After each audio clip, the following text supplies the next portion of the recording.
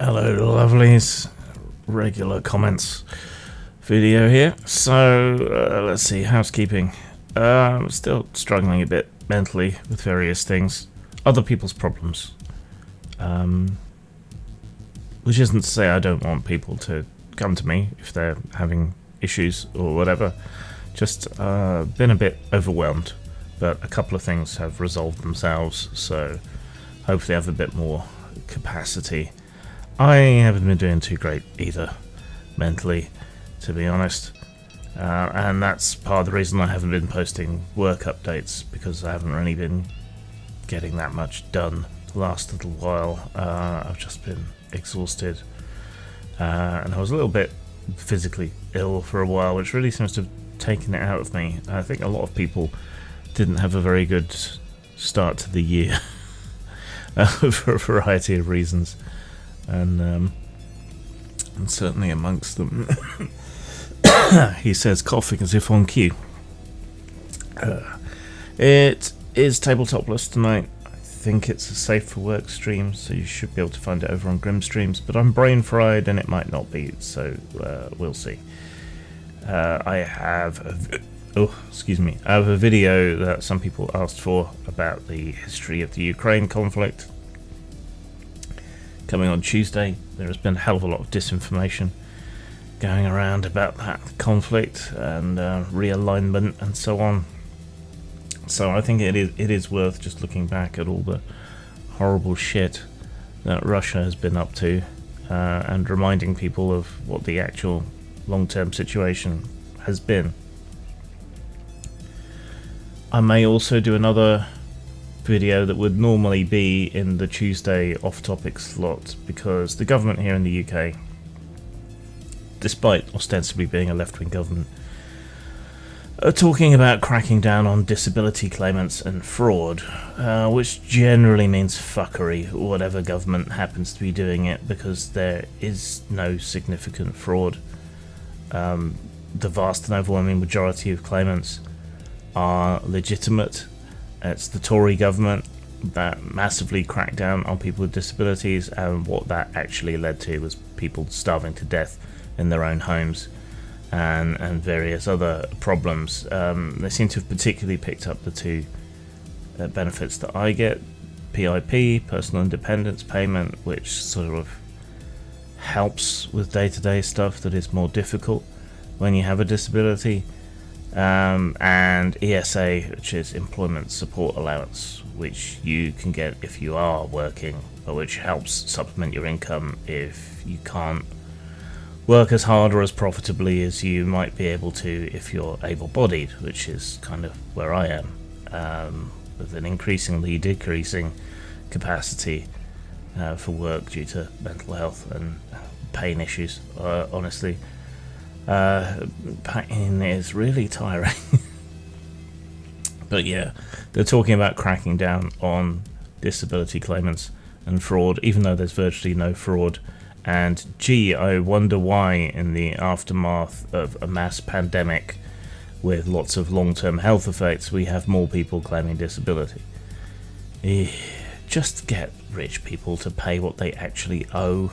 That would do it. Why spend all this effort and time and money going after people who, a tiny minority of which, are claiming a relative pittance? It's not like it's easy to get this assistance anyway.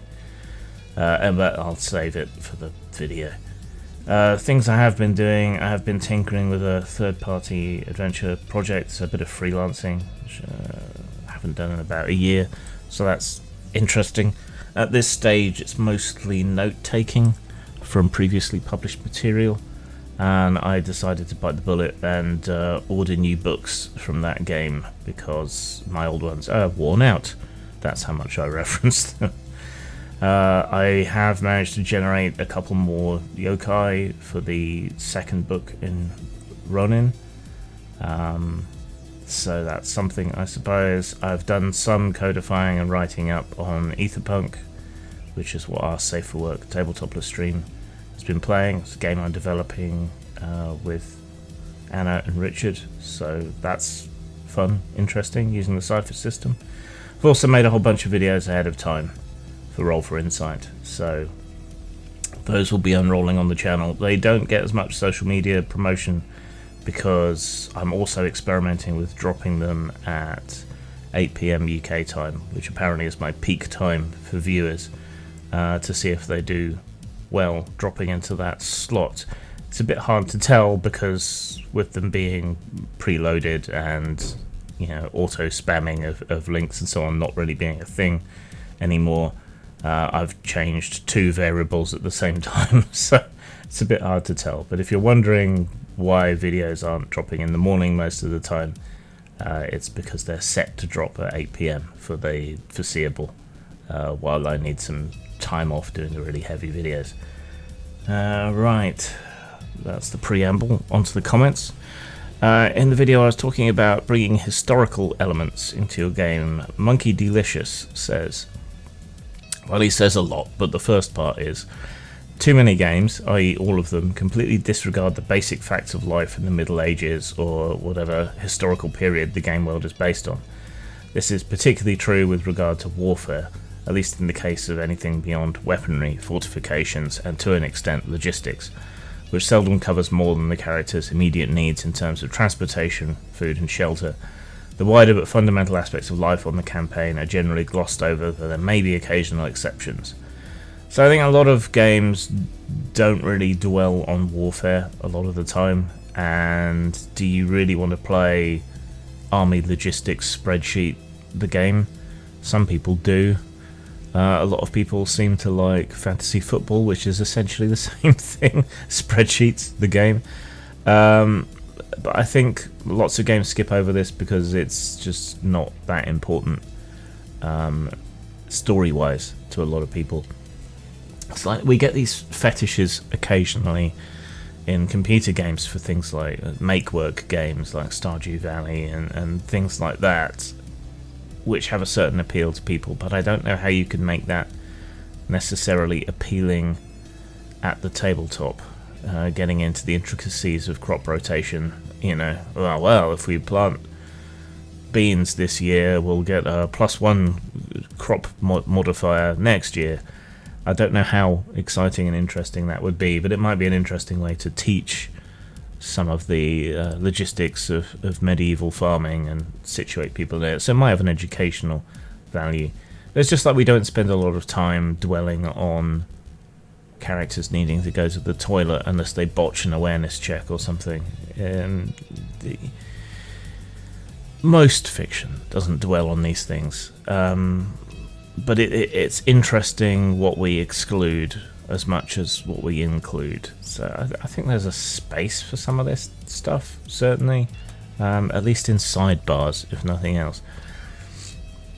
On underserved game, underserved, not undeserved, underserved game genres, which people had quite a lot to say about. Flameforged Soul says, we played the bejesus out of Phase Rip. Outside the big 2 properties, there's also Heroes Unlimited, Palladium, Natch, Champions, which version? And Mutants and Masterminds, D20, all of which avoid the licensing issues. Crime/thriller are big on TV because they suit the medium. You're talking about a niche within a niche within a niche for tabletop renditions. Spot on with horror and hetero. You're so based, Grim, we love it. On a more serious note, have a gander at the nonsense-free editor here on YouTube. She directly addresses what you touch on around the 13-minute mark, and has since made a follow-up video addressing all the asshats trying to gainsay her. So there is a danger, which I think I and the no-nonsense editor, the nonsense-free editor, I think we've both run into, which is if you even try to bring any of this up, however delicately, however sympathetically, you seem to get lumped in with the Red Pill Brigade and the Andrew Tates of the world, just for saying that, maybe we should still make some media that specifically appeals to, red-blooded heterosexual men. That might be good for business, might be good for them, if they can be encouraged to read and play games and things, and it might be a good idea if we didn't completely demonize heterosexual men's drives and try to like make sense of them, because we're leaving a gap into which people like Andrew Tate are inserting themselves. That might be a good idea. Fuck off, misogynist. Yeah, it's I don't know. And with horror, I mean, some people raise there are a lot of horror games. Not really. There's a lot of games with a horror aesthetic that don't really follow through on it. I think that's the source of my frustration, because being actually horrifying is against the grain at the moment. It's kind of like how Blumhouse horror, which is formulaic and doesn't really have any real scares or horror or dread to it, does really well, but it's not really horror in any meaningful sense. Maybe that's just me being an elitist snob, but damn it, I'm going to be an elitist snob. Terry Chaltraw says, agree, more reading and math. I personally had learning and speech issues as I was born deaf and fell really behind in learning, and public schools just couldn't help me understand and comprehend and learn. But my high school teacher encouraged me to play D&D and other games, and it helped me. I went from 7th grade English skills in my final year and tested as 11th grade in understanding. Group activities with other students playing D&D-like games helped a lot in my schoolwork. I've seen it help people who are definitely on the autistic spectrum. Having a structured social group activity with rules really helps some people, and for other people, they don't see the value in mathematical or English skills until they can apply them in a game to descriptions or writing their characters or figuring out how their character can get better at certain things. I've certainly seen it help people massively with that sort of thing, and open people's minds to other points of view as well. That's part of the reason I kick so hard against these ideas that games should be exclusionary, because they're a great way to sit down with people who think differently to you and to experience what it might be like to be someone with a different point of view to you. And those are all really valuable skills as well, I think. I'm always also a bit wary of pointing out how educational and useful games are, because people run a mile from anything that's educational, unfortunately. Paul Berry says, why do role players think worlds without magic are boring? Quoting another commentator. And Paul says, because magic, allows us to do interesting things, not just melee and plugging. To an extent, sure, but magic is always a kind of cheat and an end run around things. If you play even in a low magic setting, you will find people being more cunning and trying to do more clever things, like dousing donkeys in oil, setting them on fire and making them run into a dungeon. You know, cool, fun stuff like that. Konstantin Pianist, I think. Pianist. I agree with most of what you say, Jim, except that male heterosexuals are not served or represented enough in games. I take it you don't mean explicit stuff necessarily, as if saying that meat eaters are not fairly served today because of veganism. I think it's absurd. So there is a long history of, in this metaphor, restaurants offering carnivores what they like to eat. However, a lot of them have been closed down, not necessarily because they weren't, doing well, just because, and they have been replaced by vegan restaurants. So now when you walk down that same street where there used to be curry houses, a chop house, where there used to be a kebab shop, and a pizza place, now it's all vegan restaurants, which is great if you're a vegan. It's not so great if you're not a vegan. You're suddenly restricted to one grubby little side alley kebab shop that makes you ill half the time, right? Where you used to have a lot more choice, and yet there aren't that many vegans in the town, so they're being ludicrously overserved, and you're being ludicrously underserved, even though it's right that there should be more choices for vegans on our metaphorical street. It's ridiculous to serve a tiny minority audience for food, not for anything else, while ignoring what has always been the main audience, right? That's the issue, and they're also kind of being banned from really advertising that they have meat. I think that's as far as we can push that metaphor. Brian Gregory says, straight westerns, no supernatural or science fiction, are underrepresented. To the extent that decades out of print, 3rd edition Boot Hill still seems to be the go-to. Yeah. Not sure I would agree on horror being underrepresented. My impression is this is the second most common genre after fantasy. You can argue a lack of quality, sure, but not quantity. I refer the honourable member to my comments some moments ago. There are some people that have tried to address the Western genre without the weirdness, but nothing's really made a huge impact. It's a genre that keeps kind of coming back, but then not really. And maybe that's the issue. It feels ick to modern audiences to gun down legions of Native Americans, I suppose. Maybe if we said it during the Civil War, and explicitly made you on the side of the Union, maybe then people could accept it a bit more, but I don't know. Paul Berry says, Boot Hill and Gangbusters were guilty pleasures of mine. I wish westerns and noir games were better represented. There was a game called Noir, I think, which was okay. It was a solid workman-like game, but nothing hugely over the top. I remember we played it while we were super into Sin City, the comics, not the films, which kind of coloured the way in which we tried to play it. Didn't necessarily work, even though it cited Sin City as a reference. There is a version of Deadlands that's noir, but again, it's not played straight. Blood Shadows was noir, but again, not played straight.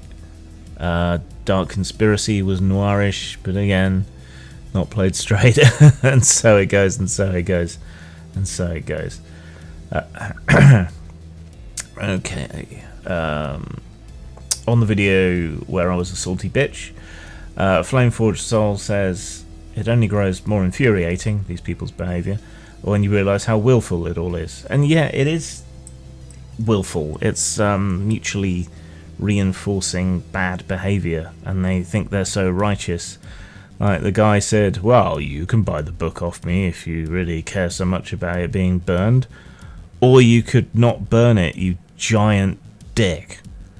You know, I have a copy somewhere, I don't need another one, but that's essentially holding my baby hostage and demanding that I pay for its release. I don't do deals with terrorists. Don't be a cunt all your life.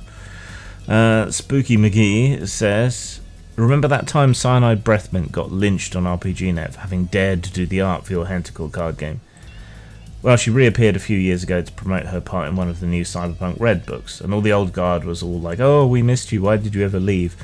As if they weren't the ones who harassed her off the site in the first place. I did not know that happened, probably because I was kicked off RPGNet either before or around the same time. You shouldn't get shit over a paying gig, and you know, I paid an Asian American artist to do hentai art for my hentai game, which was terribly progressive of me, and I didn't even realise. People suck. Just a sort of general comment, but on the Kinks and Cantrips review, they're doing a second book or something and raising money for it. I don't know, for whatever reason it's been in the news, in game sites and places, and so people have found my review, and they're all a bunch of sensitive bitches, which kind of goes back to the heterosexual thing we were talking about before, and previously on comments I've mentioned how Kinks and Cantrips and other games use queer sexuality as a shield, which strikes me as exploitative and not really good for anybody. But apparently I should just shut up, get lost, breeder. So yeah, they're a bunch of prissy, sensitive bitches, which is sad. It makes me sad. If you're sticking your neck out and doing something kinky, you should have a thicker skin. If only because it's been whipped and spanked so much. On my video about veteran gamers, Trapdoor Spider says, my father at 70 still games weekly with me and the lads. I don't really have anything to say to that other than awesome. Your dad is rad. On the Ren Fair situation, my observation on that, Magonus says, D&D is a damaged brand, but I'm always wary of fans saying a product should be such and such. AD&D 3.5 and 5e are all very different customers. New video games like Helldivers or old games like Heroes of Might and Magic 3 are a great example of enduring customers/fans of products made to specific audiences. D&D is to RPGs what Fortnite is to video games. Entertainment slurry. I'm not sure that I agree. See, D&D was the granddaddy, and so it has always had an element of genericness to it, in spite of some glaring things that aren't particularly generic, like fantasy and magic and so on. Homebrewing your own worlds has been there right from the start, or not even having an idea of what the broader world that you're playing in is, other than it's some pseudo-medieval thing. Once we get to 4th edition and 5th edition, with 4th edition we're no longer looking at a generic rule set. We're looking at a very specific mini skirmish game, deeply rooted in the various worlds that D&D has created, but most especially Forgotten Realms. And then in 5e we see a shift towards the rules explicitly and directly supporting more story play. So it's gradually lost its genericism and its toolkitness in expression, if not necessarily in rules, and that's even more explicit in both presentation and rules in the new 2024 edition, which seems weird saying new 2024 edition in 2025, but here we all are, we shall have to deal with it. So yeah, it's now a specific thing. It's now more of a brand than it has ever been, rather than a toolkit, if any of that makes sense. Something has fundamentally changed in both the audience and the presentation, and the audience that the presentation is pursuing. So if I was to say D&D should be something, it would be to say that it should be more of a toolkit, which was more of the aim at the beginning of 5e but had gone away by the end of 5e. So yeah, but that was an unusually long product cycle. Alright, that'll do, Pig. That'll do. I will see you on Roll for Insights in the week, probably for a couple more weeks. Feel free to leave any questions, queries, etc. in the comments below, particularly for Roll for Insight, and I will add them to the list of things that I'm answering. Sang.